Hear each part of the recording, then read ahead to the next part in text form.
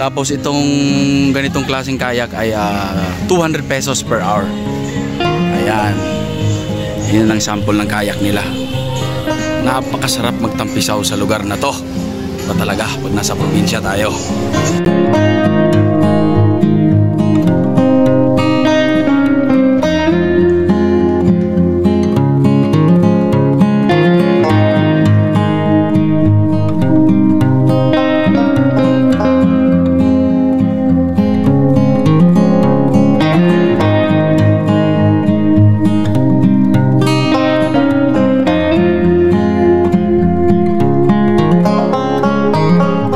Good morning mga idol. So for today's vlog, Mindanao vlog pa rin tayo, buhay probinsya. So andito tayo ngayon sa Bugak Spring ng Barobo, Surigao del Sur. So since bata pa ako, dito rin kami naliligo dati. So itutur ko kayo sa lugar na to. Sana mag-enjoy kayo. Let's go.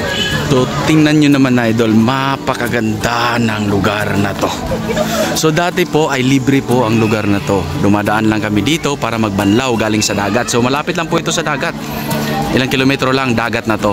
So ang tubig na to ay magkahalong tubig ng natural na galing sa yan. May mga bukal dyan sa gilid. Yan, galing sa bukal. Tapos magkahalong tubig ng dagat.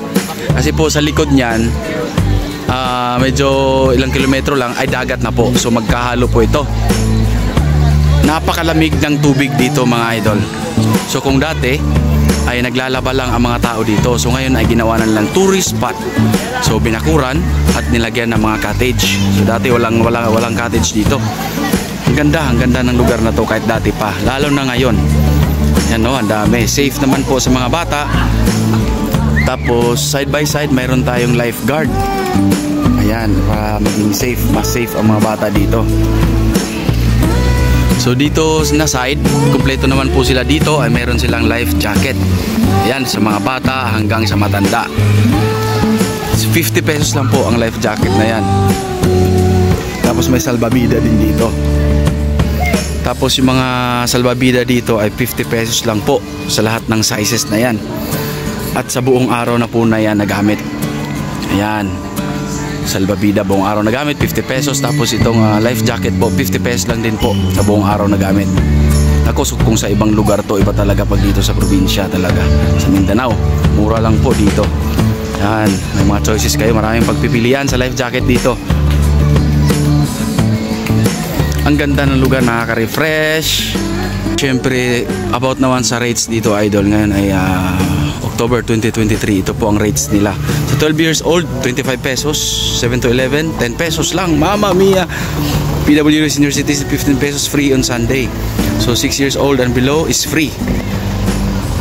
At ito naman sa mga vehicle, so since naka 4-wheel kami, ay 25 pesos lang. Napakamura. Motor, 10 pesos lang ang parking dito. So ayan po ang mga rates nila. Mayroon din silang rooms dito mga idol. Yan, 1,000 pesos per night, 2 guests na yan. Ang ganda, ang sarap mag-overnight dito. Pwede check in 1 o'clock to 12 noon.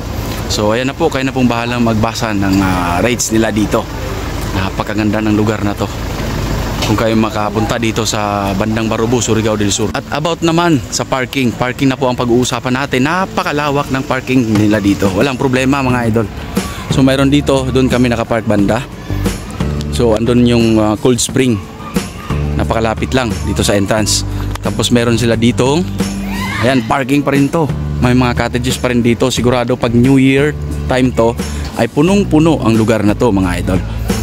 At tapos yan, may CR sila dito, doon, may CR doon. Tapos ito yung mga rooms nila na 1,000 pesos per night. Napakamura na yan. Air condition na yan mga idol. Tapos kung may additional na isa, 1,000 pesos pala, good for 2. Pero pag may additional is 150 lang. Napakamura. Sulit na. So ito na po ang mga sample ng cottages nila, yung mga malalaki. Siguro nasa 400 to 500 pesos to, ang malalaki. Tapos ito nakikita nyo dito mga loads, yung mga lamesa na to na may umbrella ay 200 pesos lang po. 200 pesos lang po per day na yan. ang cottage dito. So kami ay 200 pesos lang po ang kinuha namin kasi konti lang naman kami. Iilan lang kami. Kasyang-kasya na. So ayan, napakalapit lang ng cottage. So madaling bantayan ang mga bata na dala nyo dito sa lugar na to. Ano, napaka-chill ng lugar na to. At kung gusto nyo namang magkayak mga lods, meron sila ditong kayak na ito 100 pesos lang to per hour. Tapos itong ganitong klaseng kayak ay 200 pesos per hour. Ayan. Yan ang sample ng kayak nila. Napakasarap magtampisaw sa lugar na to. Ito talaga pag nasa probinsya tayo. Ayan po ang anak ko. Enjoy na enjoy maligo sa lugar na to. Yun po malalim na po yan pero may life jacket naman. At lumulutang siya. Yan. Napakaganda mga idol. Yan, pwede din dito pambata. Pambata na liguan. So ito napakasimple lang, semento lang po ito mga idol. Ayan, enjoy na enjoy magtampisaw. Today po is Sunday, pero hindi naman masyado maraming tao. Kasi po nadi-divide talaga mga tao dito kasi meron po malapit po ito sa dagat ang lugar na to. Ito naman ang kabilang side. Ayan. So may mga cottage din po dyan. Sigurado 200 pesos lang po siguro yung cottage yan. Ang rate dyan.